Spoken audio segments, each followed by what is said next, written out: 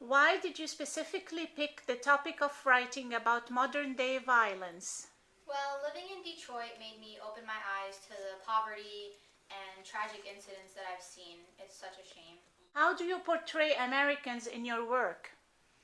I portray American individuals as people who have experienced intensive struggles, self-destruction, and owing to larger forces beyond their control.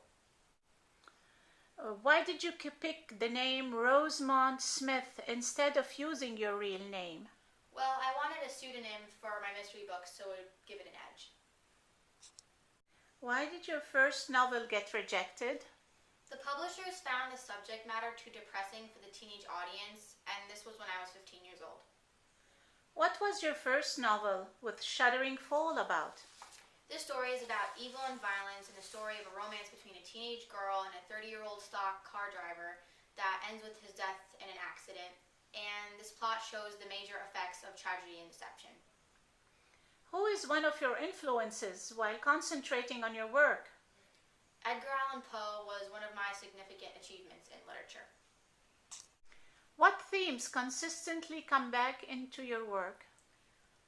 Race, violence, and abusive relationships between men and women are usually the themes I come back to. I started writing from a psychological realism to the realistic mode with family chronicles and novels about the female experience.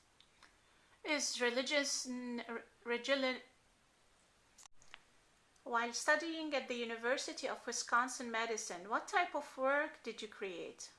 At the university, I met my husband Raymond J. Smith, and together we wrote the Ontario Review, which was a literary magazine. On this, I served as an associate editor. What do you want to achieve?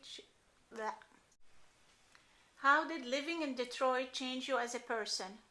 The Detroit race riots were a huge influence on me. Hearing the shouting and racial class riots, and deals openly with crime and drugs. Rural poverty, sexual abuse, class tension, desire for power, female role, and the supernatural all had a huge impact on me as a writer. Detroit made me the person I am. Consequently, the writer I am, for better or for worse. Where did you grow up as a child? I grew up on a farm with my family and my two siblings. I was the oldest.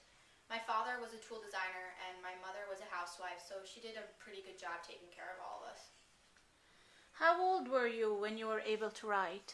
Well, even before I could write, I told stories by drawing pictures, but my childhood was very dull and ordinary. Is religion important to you? Well, I have quite the semi-religious background. I was brought up as a Catholic, but my grandmother was Jewish. Today I'm an atheist, so I've had quite the experience with experimenting with religion. What do you want to achieve with your poetry? I hope to achieve with my poetry whatever I hope to achieve with my fiction.